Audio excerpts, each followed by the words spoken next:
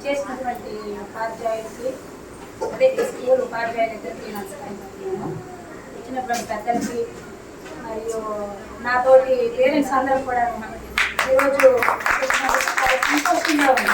ఎందుకంటే వాళ్ళ పిల్లల గురించి తెలుసుకోవడం చూపించారు కాబట్టి టీచర్స్ ఏం చెప్తున్నారు, ఏంటి విషయం, స్కూల్ ఎలా అభివృద్ధి చెందుతుంది అనేది మనం రావడం వల్ల మనకు అర్థమవుతుంది. కానీ ఇంటి దగ్గర నుండి అర్థం కాదు. అయితే నేను చెప్పేది ఏంటంటే నాకు తెలిసినంత నాకు అవగాహన ఉన్నంత వరకు ఇంతకు ముందు స్కూల్ వేరే, ఇప్పుడు స్కూల్ వేరే.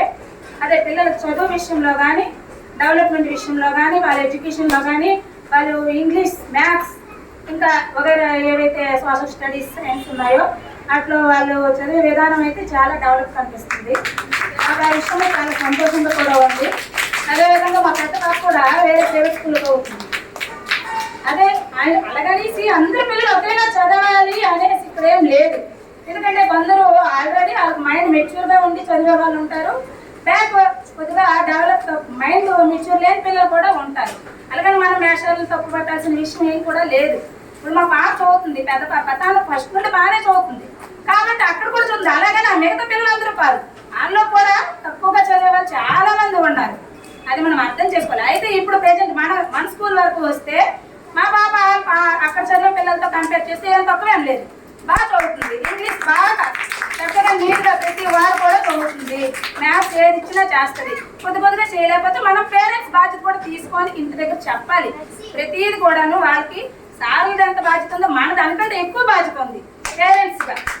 అందుకే నేను ప్రతి ఒక్కరికి చెప్తున్నాను, ఇంటి దగ్గరకు వచ్చాక పిల్లలు కాసేపు ఫోన్ చేశాక ఆడుకున్నాక ఇంటి దగ్గర పిల్లల్ని ఏం చేస్తున్నారు, వాళ్ళు ఏం చదువుతున్నారు, లేదా టీచర్స్ ఈరోజు ఏం చెప్పారు క్లాసులో, అది కూడా మనం చూసుకొని జాగ్రత్తగా ఉంటే సార్లు మనకు సహకరించేటప్పుడు మనం కూడా వాళ్ళకి సహకరిస్తే మన పిల్లలు ఇంకా బాగుంటారు, ఇంకా బాగా చదువుతారు.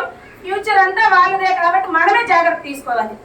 ఫ్యూచర్ వాళ్ళది, మనది కాదు. ఈరోజు డబ్బు ఉండొచ్చు, ఉండకపోవచ్చు, పేదరికంలో ఉండొచ్చు, ధనికులు కావచ్చు, కానీ పిల్లలకు చదువు అనేది చాలా ముఖ్యం. నా ఉద్దేశం ప్రకారం వాళ్ళని పేరు తెచ్చి మన పేరు తేవాలంటే ఈ డబ్బు కాదు, ఈరోజు రాదు. మన పిల్లలు తెచ్చే పేరు మనకు శాశ్వతంగా ఉంటుంది. అది గుర్తించుకోవాలి. ఆడపిల్ల మగపిల్ల కూడా కాదు, మనకు తెచ్చే గౌరవం ఏదైనా ఉన్నదంటే పిల్లలు తేవాలి.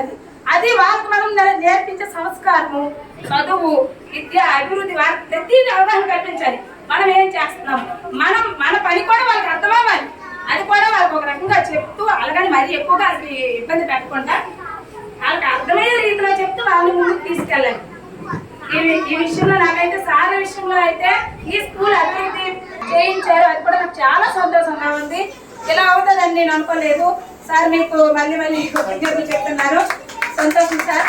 నుంచి పిల్లలు ఇంకా మీకే మా బాధ్యత ఉంది కాబట్టి మీరు కూడా చాలా ఇంకా తీసుకొని ఇంకా అభివృద్ధి చేయాలి, ఇంకా బాగా చెప్పాలి, ఇంకా చెప్పాలి సార్ పిల్లలకి. ఇంకా వాళ్ళు ఎక్కడైనా చదువుతున్నామంటే పలానా దగ్గర చదువుతున్నారు, ఎవరు పిల్లలు అన్నట్టు మేము తయారు చేయాలి సార్. ఎప్పుడైనా పిల్లలు పెద్దయ్యాక బాల్యంలో ఎక్కడైతే చదువు ఆ సారే గుర్తుంటారు, మిగతా సార్లు ఎవరు గుర్తుంటారు సార్. అందుకు వాళ్ళు గుర్తుంచుకోవాలి, వాళ్ళ మైండ్ లో ప్రిపేర్ అయిపోయి పూర్తిగా సార్ పలానా సార్ నేను చదివాను అనే గుర్తుండి వాళ్ళు అలా మీరు చేయాలి నా ఉద్దేశం.